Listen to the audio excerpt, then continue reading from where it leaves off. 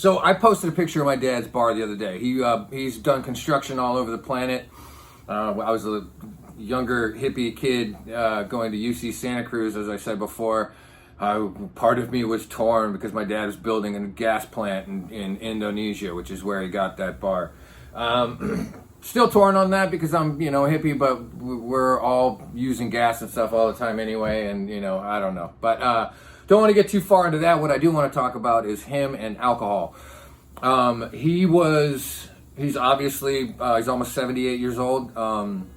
Michael Joseph Misetich.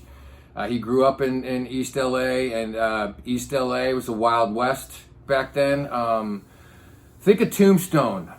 Remember Billy Bob Thornton's character was the bully at the bar, and there was nobody in the bar, and he was yelling at everybody, and he was slapping people around and stuff like that. And this is San Gabriel Valley. My father was a boxer, and he was 6'5", and not somebody to be messed with. And he went into this bar with some of his friends, and they sat down at the bar, and this guy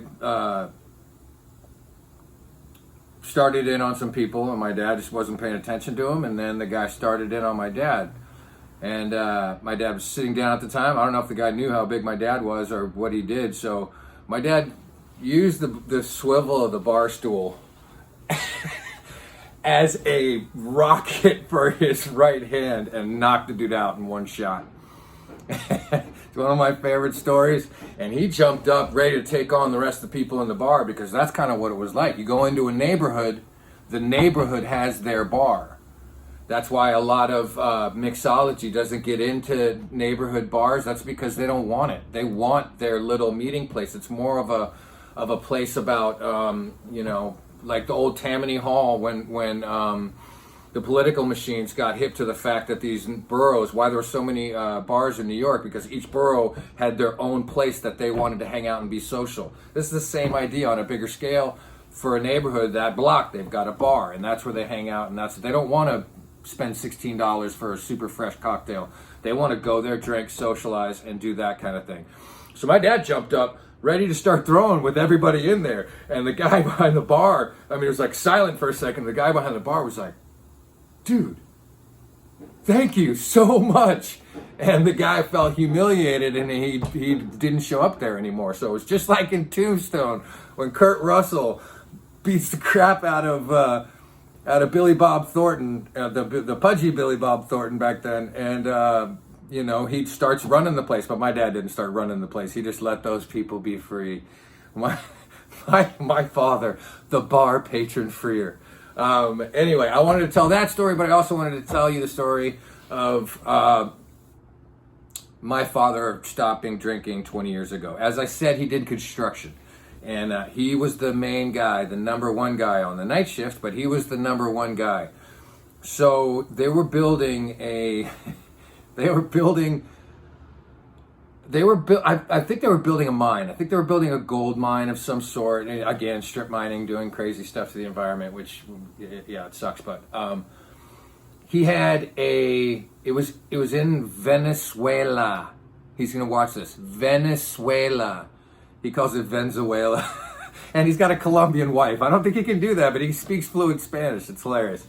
But in the Andes, and there was barely enough at the bottom. Like, you had to come in through the mountains and land the helicopter on the ground. It was a Vietnam helicopter pilot, and there was barely enough room for the helicopter blades in the bottom of this valley where they had to land the chopper. And he said the dude would be sweating, and they would like, are we gonna live through this?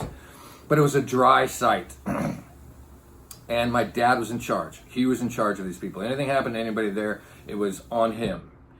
And what happened was a couple of the guys wanted to drink so bad that they were straining paint thinner.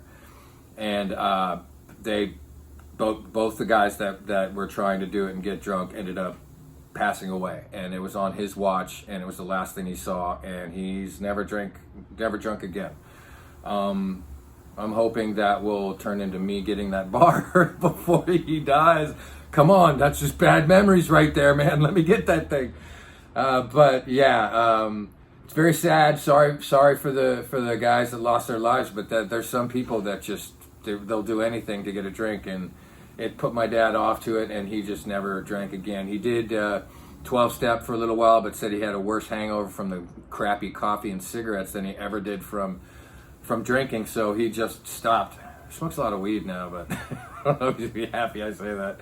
But yeah, so I did show that bar. That bar is so cool. That bar, that handmade bar, hand-painted bar from Indonesia. The thing is just an absolute, I mean, you have to see it. I put up pictures and it just does not do it. The weight of the doors. There's also a, not ceramic, it's a stone decanter set that's on top of it. I didn't want to touch that thing because if anything happened to it, I would understand his wife, Socorro, stabbing me, and I've seen her with knives before, so that could definitely happen. So yeah, the top folded out too, but I didn't want to mess with that. So yeah, there you go. I just wanted to talk a little bit and say a little something about that bar because I got a lot of comments about it and it's super cool. And yeah, that's it. This is the last bartender. Happy drinking.